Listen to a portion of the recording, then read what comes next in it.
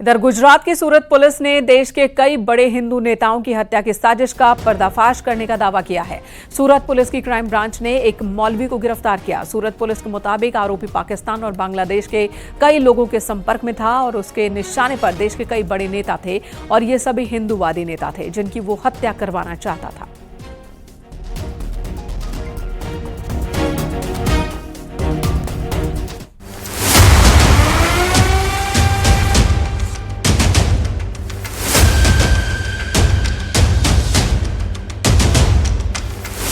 सूरत में हिंदूवादी नेताओं की हत्या की साजिश। नापाक साजिश से पहले मौलवी गिरफ्तार। नापाक साजिश में पाकिस्तान नेपाल कनेक्शन। सूरत पुलिस की गिरफ्त में आए इस शख्स पर ऐसे संगीन आरोप हैं जिसे जानकर हर कोई सन्न रह गया। मौलवी सोहेल अबू बकर नाम के इस शख्स के ऊपर देश के कई बड़े हिंदूवादी नेताओं की हत्या करने की साजिश रचने का आरोप है। सूरत के पुलिस कमिश्नर अनुपम सिंह गहलोत ने बताया कि आरोपी मौलाना के मोबाइल फोन से पुलिस को कई अहम जानकारियां मिली हैं। जांच में पता चला कि आरोपी मौलाना कई हिंदू नेताओं पर हमले और उनकी हत्या की योजना बना रहा था। पुलिस के मुताबिक गिरफ्तार आरोपी मौलाना पाकिस्तान से भी संपर्क में था। आरोपी के मोबाइल फोन में सूरत के राष्ट्रीय सनातन धर्म के अध्यक्ष उपदेश राणा को मारने की प्लानिंग की चैट थी। इसके अलावा हैदराबाद के बीजेपी विधायक टी राजा सिंह और नुपुर शर्मा को धमकी देने और उनको टारगेट करने की प्लानिंग आरोपी के मोबाइल फोन से मिली। यही नहीं, आरोपी के फोन से पाकिस्तान और नेपाल में कई बार कॉल किया गया और पाकिस्तान से हथियार मंगवाने की बात का भी चैट में पर्दाफाश हुआ है। इनको टारगेट करने के लिए इनकी पूरी चैटिंग और पूरी प्लानिंग उसमें इनके मोबाइल फ़ोन में से मिली, आरोपी के मोबाइल फ़ोन से। उसके बाद हम लोगों ने ये भी देखा कि इनके नंबर में पाकिस्तान और नेपाल के लोगों के साथ कंटिन्यूअस इनका जो टॉक हो रही है। उनको 1 करोड़ रुपया देने की बात हो रही है मारने के लिए, और उसके अलावा वेपन मंगाने की बात हो रही है जो है कि वेपन मंगाया जाए पाकिस्तान से, उसके बाद ये टारगेट जल्दी किया जाए। अभी पूरी क्राइम ब्रांच की टीम अलग अलग टीम बना के कार्रवाई कर रही है। अभी प्राथमिक दृष्टि ये जो मौलवी सोहेल है ये काफ़ी रेडिकलाइज्ड व्यक्ति है, 27 साल इसकी उम्र है और काफ़ी जो धार्मिक उन्माद से भरा हुआ व्यक्ति है ये। तो और क्या क्या ये लोग करने वाले थे, किसी और को टारगेट करने वाले थे, कब करने वाले, इनके साथ कौन है, वो हमारी अभी इन्वेस्टिगेशन चल रही है। आरोपी की लिस्ट में कई हिंदूवादी नेता थे, लेकिन आरोपी के मोबाइल फोन में मिले चैट के मुताबिक उपदेश राणा को मारने की प्लानिंग पूरी हो चुकी थी। इसके लिए आरोपी मौलवी पाकिस्तान, नेपाल समेत कई देशों के फोन नंबरों पर लगातार संपर्क में था। इसी दौरान आरोपी मौलवी की पाकिस्तानी शख्स से बातचीत पुलिस के हाथ लग गई, जिसमें मौलवी ने उपदेश राणा की हत्या के लिए 1 करोड़ की सुपारी भी दी थी। इस बीच उपदेश राणा को पाकिस्तान, नेपाल और लाओस के फोन नंबरों से धमकी भी मिल रही थी। पुलिस के मुताबिक अपने टारगेट को अंजाम देने के लिए आरोपी कोड वर्ड का भी इस्तेमाल करता था।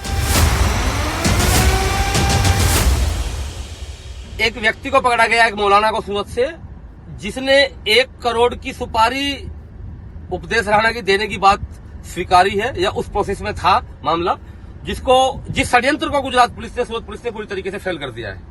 आगे इसमें बहुत संभावनाएं हैं पूरी परत खुलने की।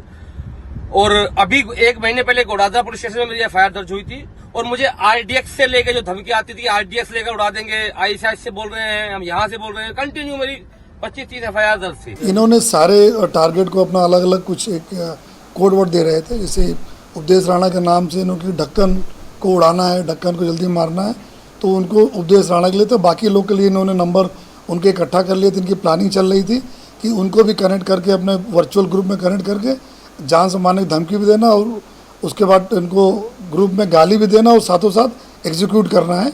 उसकी पूरी प्लानिंग हमें तर्ज दी, चैट में से हमको अभी तक मिली। सूरत पुलिस आयुक्त अनुपम सिंह गहलोत के मुताबिक पुलिस की पूछताछ में ये भी बात सामने आई है कि आरोपी मौलवी सोहेल ने बातचीत के लिए ऑनलाइन गेम का भी इस्तेमाल किया था, जिसमें चैट की जा सकती है। पुलिस के मुताबिक आरोपी एक धागा फैक्ट्री में मैनेजर के रूप में काम करता था और गांव के बच्चों को धार्मिक शिक्षा देने का भी काम कर रहा था। फिलहाल सूरत पुलिस ये पता लगाने की कोशिश कर रही है कि इस साजिश में और कौन कौन शामिल है।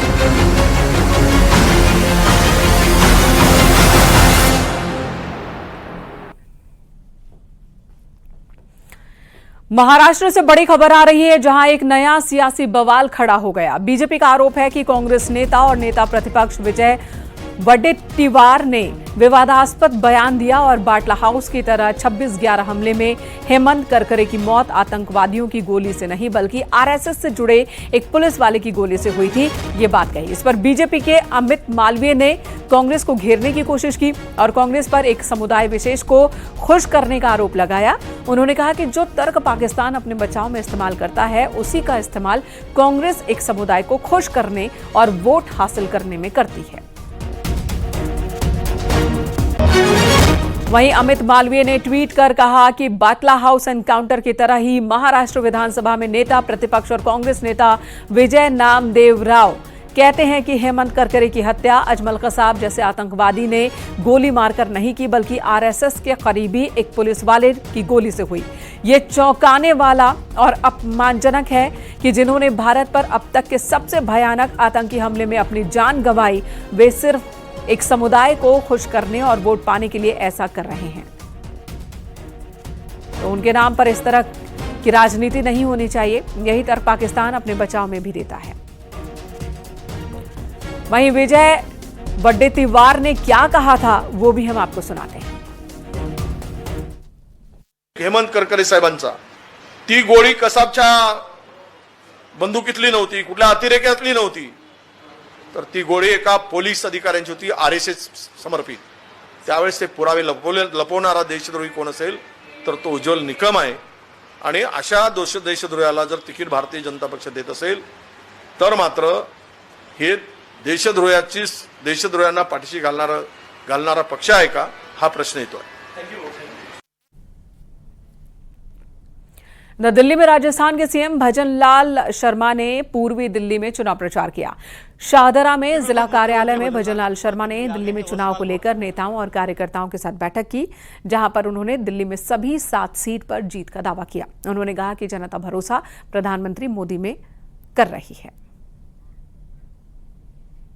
का उत्साह और उमंग दिख रहा है और जिस तरह का दिल्ली का पूरा वातावरण दिख रहा है, हम दिल्ली की 7 सीटें बहुत बड़े मार्जिन के साथ जीतने वाले हैं। ये क्षेत्र ऐसा है जिसमें राजस्थानी प्रवासी बहुत बड़ी संख्या में रहते हैं। मैंने आज सभी हमारे प्रवासी बंधुओं से आग्रह किया है कि आप सभी तीसरी बार देश के यशस्वी प्रधानमंत्री नरेंद्र मोदी जी को तीसरी बार प्रधानमंत्री बनाने के लिए आप दिल्ली की सभी सीटों पर भारतीय जनता पार्टी को वोट करेंगे। निश्चित रूप से जो उत्साह और उमंग मैंने देखा है, जैसा मैंने आपसे कहा है, दिल्ली के अंदर हमारी 7 की 7 सीटें बीजेपी जीतेगी। यहां रुकेंगे एक ब्रेक के लिए। खबरों का सिलसिला ब्रेक के बाद भी जारी है। आप देख रहे हैं न्यूज़ 18 उत्तर प्रदेश उत्तराखंड।